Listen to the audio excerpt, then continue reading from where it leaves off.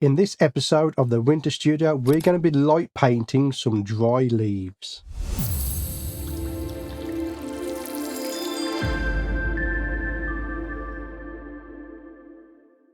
So every year when I'm out and about walking about, if I see some interesting leaves, I will pick them up and take them home and I'll dry them out. In fact, I have an entire carrier bag full of leaves. And I have various sizes, as you'll see here. So the big ones, which you have seen before on the channel, I will use for scenery in my jumping spider images when I'm photographing my pet jumping spiders. They're great for testing camera equipment. It's great for testing your lighting setup to see if it's okay before you go outside in the wild. But we can also use the leaves for some light painting, and that's what we're going to do in this video. Well, I haven't just got some leaves, I've got some other odds and ends. All the same stuff I use in sceneries for photographing my jumping spiders. Now this section is just for the haters out there, the people that say I'm just an OM Systems salesman. We're going to be using our Canon camera just for you.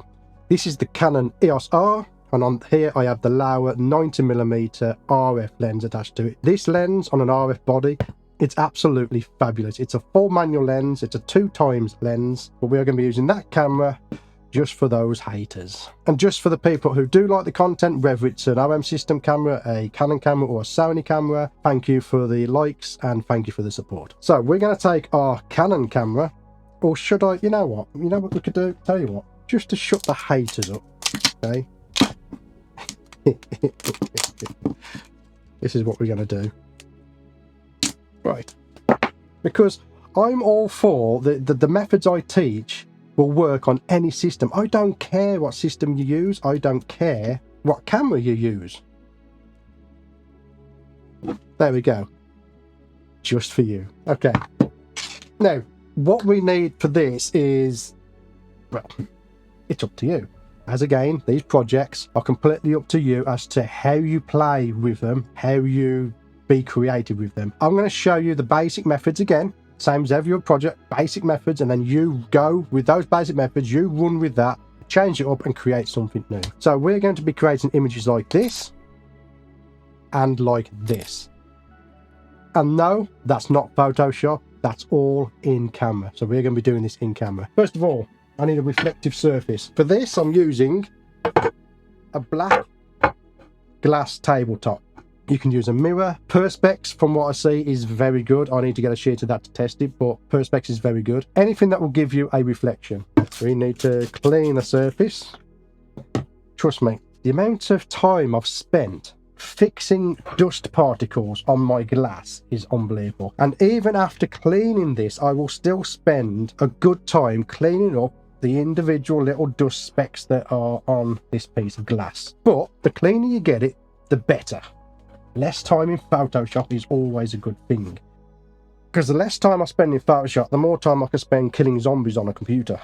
Let's talk about the subject. Now the subject is very important depending on your gear. So I have my big leaf here that we've used for jumping spider photography. So we've got a small leaf, we've got a big leaf. Choose the size of your leaf that you can fill the frame with your camera without the camera being on the other side of the room. So if I was to use the Olympus setup with the 90mm macro on there, because it's a micro 4/3 system, that equates to 180mm focal length. So if I was to try and get this entire leaf in shot with that system, my camera's going to be over by the door. Okay, so we don't want to use the big leaf for this instance. However, a smaller leaf, we can have the camera right by us. And because I am using the Canon, just for the haters out there that say I'm an OM Systems salesman, we can get even closer because the 90mm on there is an actual 90mm focal length because it's a full frame camera. If you didn't understand any of that, simple terms is you want to fill the frame with your subject and the reflection, nothing more, nothing less. But again,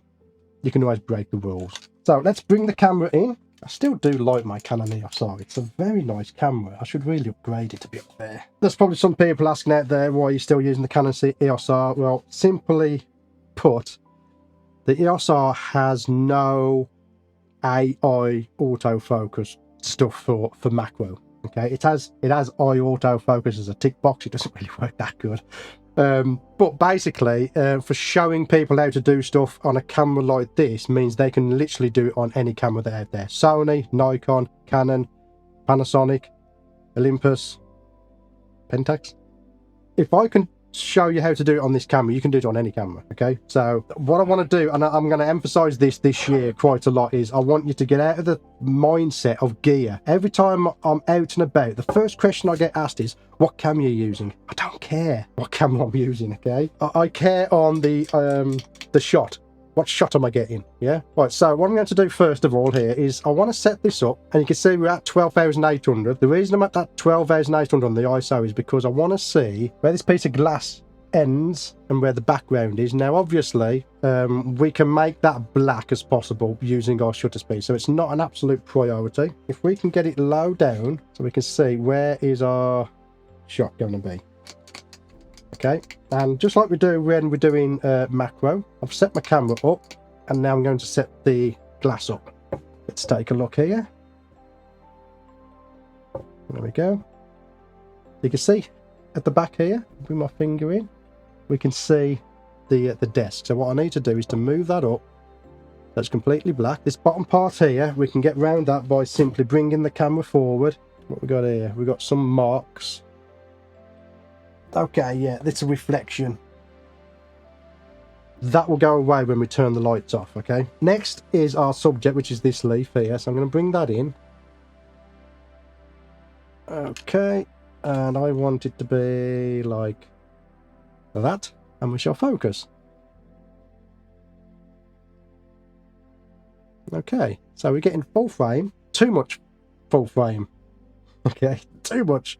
Could you imagine where the Olympus would be right now to get that in shot? It's going to be right over there somewhere.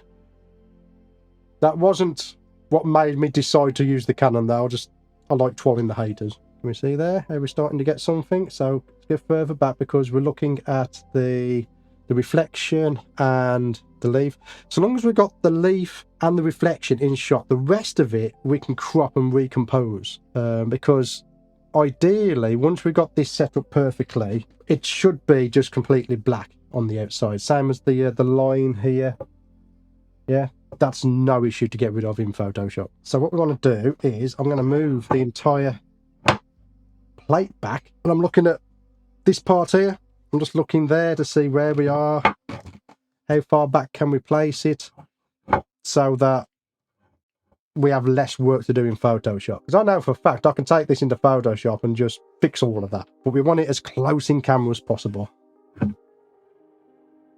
If I could fill up the whole frame, I would do.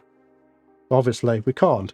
If I got a bigger sheet of glass, perfect. So work with what you've got. I'm going to work with what I've got. We're going to punch in. Have a look here. Let's do our f-stop first. I'm going to go to f11, very nice f-stop for the lower lens, and I'm going to get as much as it in focus as I can. Let's have a look. Where do we want to focus? Where is our attention going to be? I'm thinking it's going to be on the curve in the middle of the leaf. There's the curve. Okay, that's going to be about there. Right, let's bring the ISO down. Right, native ISO 100 for this camera. We will then drop our shutter speed down. Right, I'm going to turn on my exposure simulation. You want, what we're going to do is we're going to take RGB lights and we're going to light up the different areas of the leaf with a different colour. So you need to get a shutter speed that's low enough to enable you to do that. So these numbers are not representative at the moment because I've got the video lights on. What we have to do is turn off all the video lights. Might have to turn the background lights off, although the blue might add to our shot. But what we've got to do is turn off all the lights and take a picture, and our aim is to get a completely black scene at around 5 to 6 second exposure. Let's do that now. But before we dive into the next part, I just want to say a massive thank you to my Patreon supporters. Your generosity makes making these type of videos possible, and I truly appreciate each and every one of you. If you'd like to join the community and get access to exclusive content, behind the scenes updates and more, check out my Patreon. The link is in the description below. Okay, so let's take a shot now and see what we got. And for the rest of the video, I'm going to keep that light off because it's a pain in the arse to turn on and off. But let me have a look at that image now. And you can see there we have a completely black image. So the only light that's going to be lighting our subject is going to come from our RGB light. You can, like I said before, take individual shots at different colors and combine them. We want to do all in camera.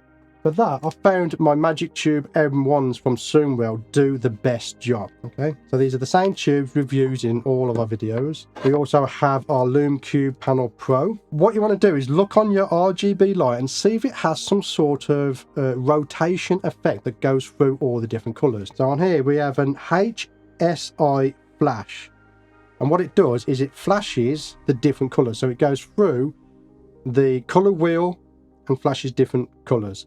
And what's important is, with this one compared to the Lume Cube, is it turns off in between the different colours. The Lume Cube cycles slowly through them. We can change the dim and we can change the speed. So at the moment, I've got it on 10% dim, speed 5. 5 I found is a very good speed for you to be able to move your light about. This is what we're going to do. We've got a timer on here of 2 seconds. And you move the torch around to different locations to light up the subject for each different color. That's how we are going to achieve this. Now, the effect is hit and miss. You're not going to get it right the first time you try it. You're going to have to keep doing it till you get something you like. But let's give that a go now. So I'm going to turn the light off. Okay, so my autofocus is going to go messy. I'm going to press my shutter in for timer, and then for each color I'm going to move the torch around. Okay, yeah, see what we get already, look. And that is how easy it is to get a shot like that.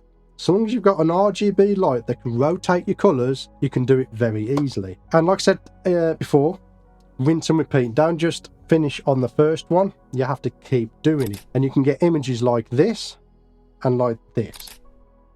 These images have been enhanced in Lightroom using my macro presets, and more importantly, they've been cleaned up in Photoshop, because we do get artifacts, dust, the scratches on the glass that need to be cleaned up. So if you want the most out of your images, then you clean them up. Now, we don't have to just use leaves, we can do other stuff as well. So let me put my glass pane away. And for this next shot, I'm going to break out my platypod stuff. I need something to hold my subject, and the platypod is the best stuff for that. So when you are doing this type of thing, what you want to do is experiment with shutter speeds, different coloured lights, maybe add another light, 2 lights. You could try doing 2 lights. That is something you can do. Or like I said before, we can change our subject. So for this, I'm going to put in this, I think, fuck me, that's sharp. I'm going to put this spiky thistle in. I think it's a thistle, I don't know. If I'm wrong, just correct me in the comments. And I'm going to get that as low as possible. And what I'm going to do is we'll photograph it from about there upwards, and we'll fade that out in Photoshop. But what's important is it needs to be horizontal. There we go. Something like that. And again, it's exactly the same steps as before. We want to get a shutter speed where the background and everything is black, and we're only lighting the subject up with our RGB light. So first of all, let's deal with the focus. And I'm going to focus on the front there. Right, let's turn the light off. In one of these videos, I'm actually going to do one where I can keep the lights on. Let's take a picture. Okay, that should be completely black. Yep, that's good. Okay, let's get our RGB light, and we're going to do exactly the same thing.